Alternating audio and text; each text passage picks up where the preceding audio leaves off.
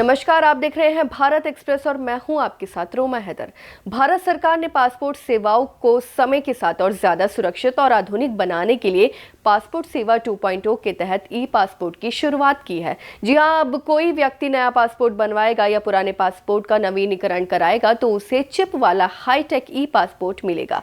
ये पुराने कागजी पासपोर्ट का ही एडवांस रूप है, लेकिन सुरक्षा और तकनीक के मामलों में ये कहीं ज्यादा बेहतर है। ई पासपोर्ट को इंटरनेशनल सिक्योरिटी मानकों के अनुसार तैयार किया गया है। इसका मुख्य उद्देश्य नागरिकों की पहचान को ज्यादा सुरक्षित बनाना, पासपोर्ट से जुड़े फर्जीवाड़े को रोकना और एयरपोर्ट पर इमिग्रेशन प्रक्रिया को तेज करना है।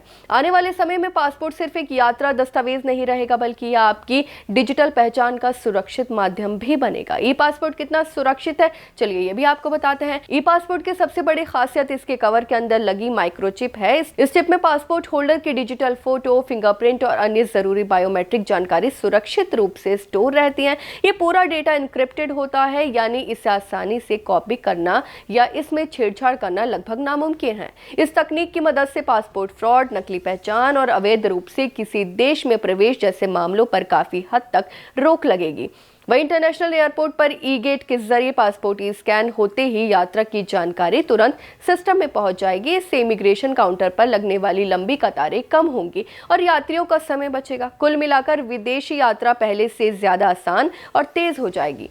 ई पासपोर्ट के लिए आवेदन कैसे करें, ये भी मैं आपको बता देती हूँ। कई लोगों के मन में ये सवाल है कि क्या पुराने पासपोर्ट को तुरंत बदलवाना जरूरी होगा, तो इसका जवाब है नहीं।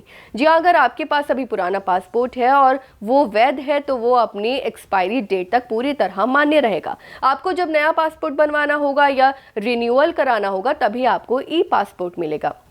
आवेदन की प्रक्रिया लगभग पहले जैसे ही होगी।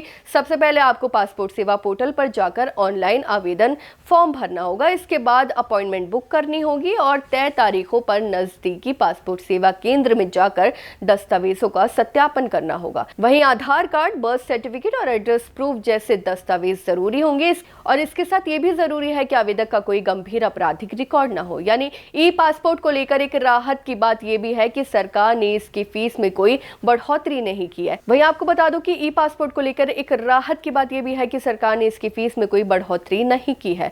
36 पेज की सामग्री पासपोर्ट बुकलेट के लिए फीस 1500 रुपए और 60 पेज की बुकलेट के लिए फीस 2000 रुपए ही है। वहीं अगर आप तत्काल सेवा का विकल्प चुनते हैं तो 36 पेज के लिए फीस 3500 रुपए और 60 पेज के लिए फीस 4000 रुपए ही होगी। जी हाँ, ई पासपोर्ट के लिए भारत का कोई भी नागरिक आवेदन कर सकता है, चाहे वो बच्चा हो या बुजुर्ग हो। वहीं वरिष्ठ नागरिकों को अपॉइंटमेंट में प्राथमिकता भी दी जाती है, जिससे उनके लिए पूरी प्रक्रिया और आसान हो जाती है। कुल मिलाकर ई पासपोर्ट भारत की पासपोर्ट व्यवस्था को और ज्यादा सुरक्षित, तेज और आधुनिक बनाने की दिशा में एक बड़ा कदम माना जा रहा है।